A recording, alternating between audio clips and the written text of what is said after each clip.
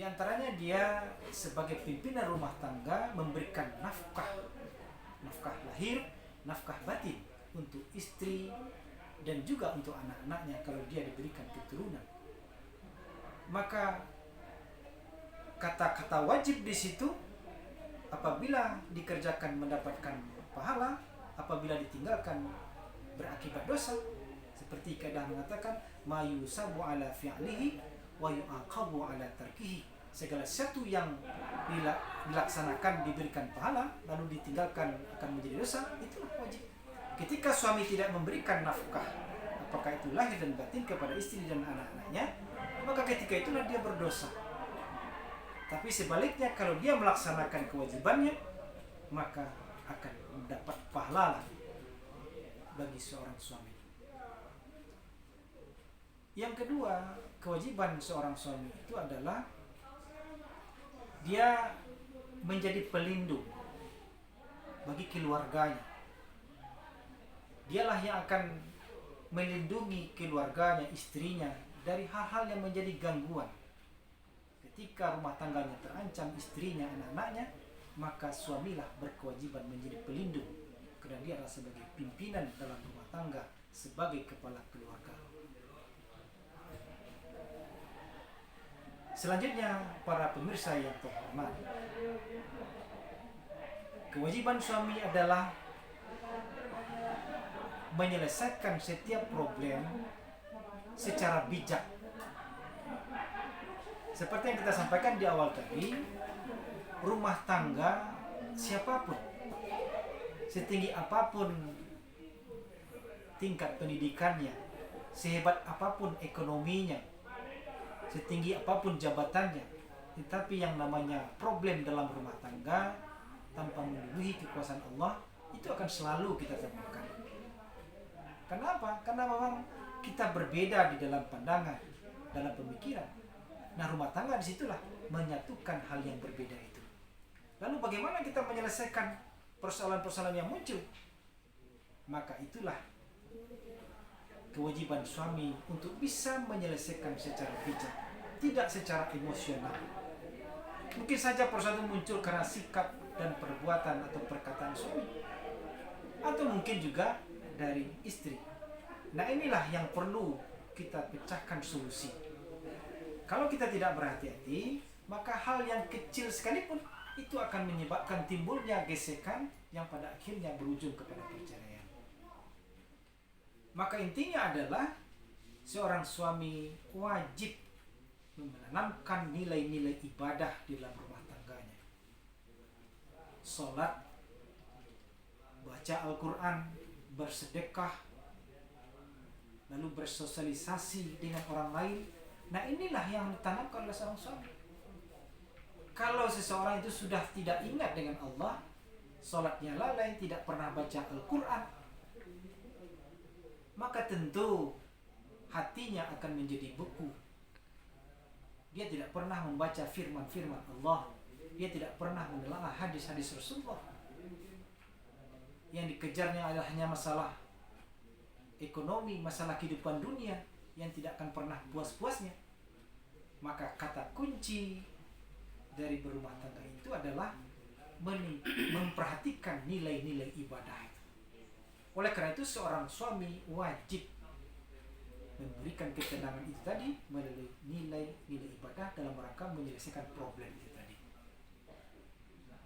Nah, apa yang menjadi kewajiban seorang suami tadi itu adalah hak bagi istri. Istri berhak dinafkahi. Tidak ada kewajiban seorang istri untuk mencari nafkah, tetapi justru kewajiban mencari nafkah itu adalah bagi seorang suami. Nah, kalau ada istri yang ingin membantu untuk nafkah, mencari nafkah, ya tidak juga ada persoalan. Tapi tetap yang menjadi kewajiban itu di tangan atau tanggung jawab seorang suami. Seorang istri juga berhak untuk mendapatkan ketenangan dan kenyamanan sesuai dengan kewajiban suami itu tadi. Dia merasa nyaman, merasa tentram dekat suaminya. Kalau tidak ada suaminya, ada sesuatu hal yang kurang.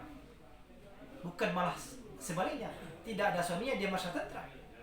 Tapi ketika suaminya tidak berada di rumahnya, tidak ada di sampingnya, begitu dia merasakan betapa kebutuhan dia terhadap suaminya itu bisa dirasakan. Seorang istri juga berhak dibina dalam rangka peningkatan ibadah. Maka suami sebagai pengingat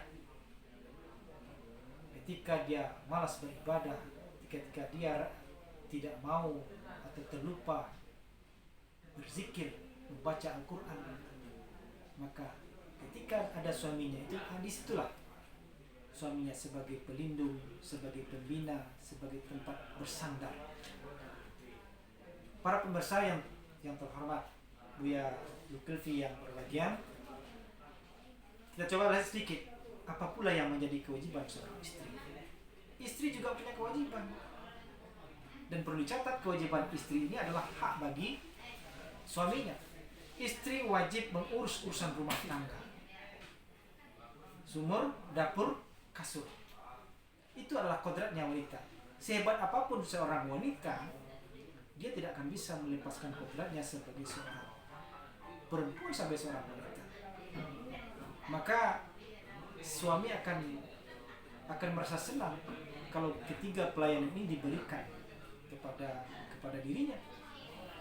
Maka sangat naif sekali kalau seorang wanita dia tidak melakukan kewajiban ini. Kita maklumi memang ada di antara wanita itu yang super sibuk. Dia seorang tokoh, punya tugas banyak, tapi yang kodratnya tetap tidak bisa dia tinggalkan. Itu di antara. Yang kedua, seorang istri juga punya kewajiban untuk membina, mendidik anak-anaknya. Meskipun suami juga punya kewajiban, tapi kenapa seorang istri atau seorang ibu lebih? Kenapa? Karena memang sentuhan mereka itu lebih sering dengan seorang ibu. Dengan ibulah anak-anak ini akan frekuensi hubungannya itu sangat erat sekali. Mulai ketika dia mengandung sampai melahirkan, menyusukan 2 tahun, lalu mendidiknya, maka sekian tahun hubungan ini dibangun untuk membina dan mendidik anak-anaknya. Kalau seorang bapak, seorang suami, barangkali frekuensi waktunya mungkin lebih terbatas, karena memang kewajibannya itu mencari nafkah. Selanjutnya, yang ketiga, seorang istri wajib menjaga rahasia rumah tangga, rahasia suaminya, rahasia rumah tangganya. Antara suami dan istri itu tidak bisa dipengaruhi oleh yang lain. Di luar antara suami dan istri adalah pihak ketiga. Nah, kalau sudah masuk pihak ketiga, nah ini yang sering menimbulkan problem. Siapa pihak ketiga itu? Bisa saja orang tua, bisa mertua, bisa saudara-saudara kita, atau bahkan orang lain. Maka oleh karena itu, seorang istri dia wajib menjaga rahasia rumah tangganya. Dia tidak mengumbar aib, dia tidak mengumbar kelemahan suaminya, kelemahan keluarganya kepada orang lain. Sebab kalau dia umbar, disitulah masuknya celah-celah yang bisa menimbulkan keretakan. Di awal tadi kita sudah sampaikan, kalau sudah dimodali dengan cinta, kasih sayang, maka insya Allah kita akan menjaga dan memupuknya sampai akhir hayat.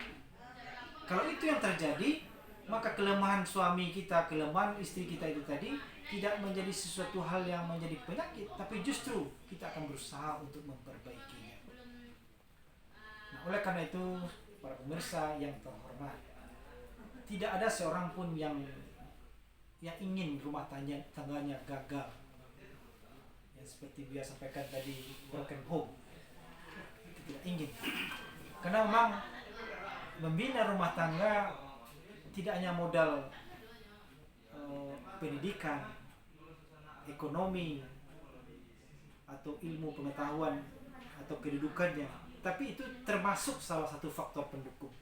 Semakin tinggi pengetahuan seseorang, semakin hebat ekonomi seseorang, dan punya kedudukan di tengah masyarakat, itu justru itu menjadi modal utama baginya untuk bisa membina rumah tangga ke arah yang lebih baik. Tapi kalau tidak didasari dengan nilai-nilai ibadah, maka yang ketiga faktor itu tadi bisa saja menjadi bumerang. Orang kalau sudah pintar, sudah hebat, maka nilai egoisme itu akan menonjol. Dia merasa menang sendiri, dia merasa hebat sendiri. Maka akhirnya dia suka menyalahkan istrinya, suka menyalahkan suaminya. Apalagi kalau dia punya ekonomi yang kuat, dia ingin berbuat sesuai dengan kekayaan yang dia miliki. Nah, ini yang perlu menjadi perhatian kita. Oleh karena itu, para pemirsa yang terhormat, kita tentu berikhtiar sekuat tenaga. Semoga rumah tangga yang dibina ini diawali dengan pernikahan. Yang kata orang, kalau bisa pernikahan itu untuk pertama dan yang terakhir. Kalaupun ada perpisahan, maka yang memisahkan itu adalah kematian. Itu harapan kita semua. Mudah-mudahan Allah berikan kekuatan kepada kita semua sehingga menjadi pribadi yang bisa menciptakan rumah tangga sesuai dengan surah Ar-Rum, sakinah dan warahmah. Mudah-mudahan Allah mengijabah doa kita semua, dan tentu para pemirsa kita akan berikhtiar berusaha sekuat tenaga. Demikian saja, terima kasih. Banyak maaf, wabillahi taufik wal hidayah. Assalamualaikum warahmatullahi wabarakatuh. Terima kasih banyak kita sampaikan kepada Buya Haji Fadli Nawawi MA yang telah memberikan tausiah di hadapan kita bersama. Sebelum kita tutup, kita akan lakukan tanya jawab kepada Buya. Ada satu problem